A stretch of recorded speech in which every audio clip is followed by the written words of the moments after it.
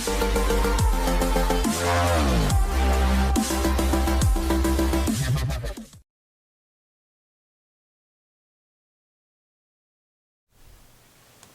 afternoon, Colin here with Techout, and today we're going to be unboxing the 14-inch MacBook Pro. This is the base model M1 Pro version, and I was originally going to pick up a Mac Studio when they came out and trade in my M1 24-inch iMac, but I got to thinking about how I've been wanting a laptop so I can do my, everything I do on my iMac, on the go, not necessarily on the go, but not have to sit at my desk and do it, not be tied to a desk setup.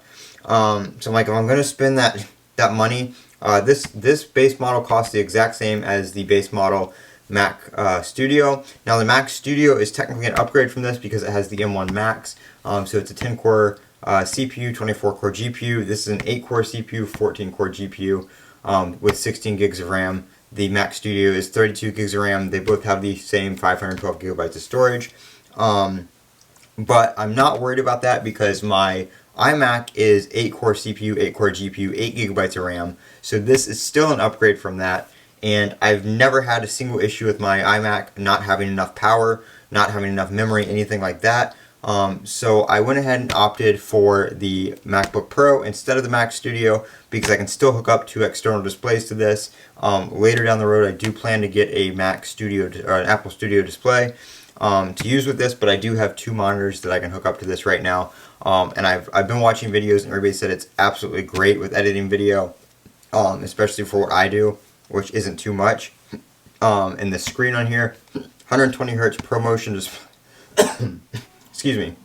display is fantastic. So I opted to go with this instead of the Mac Studio. So that's a little backstory right there on why I chose this over the Mac Studio, even though that just came out. So we're going to take the plastic off here. I still am, like I said, trading in my Mac, my 24-inch iMac. So that brought the total cost of this down to, I believe, like $1,200 after the $820 trading credit for my iMac. So I believe I paid like $1,200 for last year. So I only lost about $400 on it over the course of a year, so not too bad. Apple Care on this is $99 a year, so I will be doing that for drop protection and everything like that. I absolutely love the design of this computer and the fact that the ports have come back, especially the SD card slot and the HDMI port, as well as MagSafe. That is one thing I missed on my my 13-inch M1 MacBook Pro when I had that last year. That was a great computer as well, same specs as my iMac. That's has some nice weight to it. It's heavy, but not heavy in a bad way. It's heavy, like quality heavy.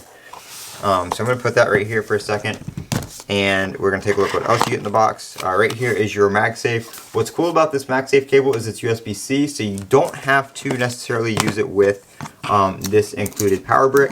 You can still plug it into another USB-C source as long as it provides enough power and power your Mac that way through your MagSafe cable. You can also still charge the MacBook Pro through any of the three USB-C ports on it, so you don't even have to use MagSafe at all. And this is a USB-C adapter. The one it comes with is a 64 watt, 67 watt. 67 watt.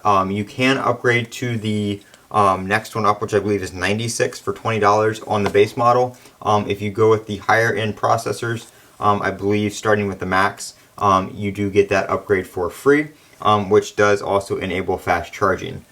You can also buy that brick by itself. I think it's like $79. So that's what you get in the box. Here is your little, they call this the accessory kit. I remember back when they used to include a little cleaning cloth in here. You don't get that anymore, unfortunately. It would be nice if you did, since they do have that cleaning cloth now, but they do not include that. It feels like there's something else like in here, but I don't think there is. It's like really, it's a thick, rigid piece of cardboard for just two little documents. Black Apple stickers though, which is pretty cool, like what come with the Mac Pro. So that is your little accessory kit right there. Go ahead and move the box out of the way. I am going to be redoing my desk setup and filming setup and stuff like that, so all this is going to get cleaned up here shortly with you know, the addition of this laptop, because I'm not going to need as much desk space.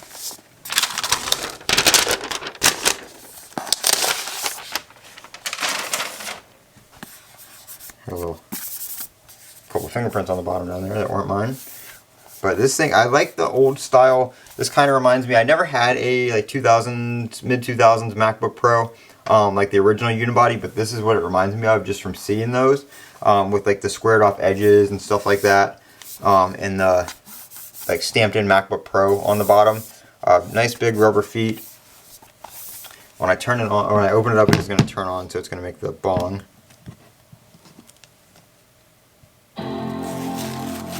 That off. Nice keyboard. It is nice black keyboard, which I think looks nice on the space gray. Just the contrast of it. We do have Touch ID up here, which also doubles as your power button if you need to turn it on when it's open. But it does automatically turn on when you open the lid. So I'm not going to go through the setup on here, just because it's your basic macOS setup. But I'm just going to go through this so it doesn't start talking. We'll just mute it. Very, very nice. I do, like I said, I love the squared off edges. I love the way it feels just opening and closing it. Very, very nice laptop. And I'm excited to try out the power of the M1 Pro. Even though it's a small upgrade from what I have, I do think it is a worthwhile upgrade. So that's the 14-inch MacBook Pro. I'm Colin with Techout. If you guys have any questions about it, leave them down in the comment section below. And as always, have a great day.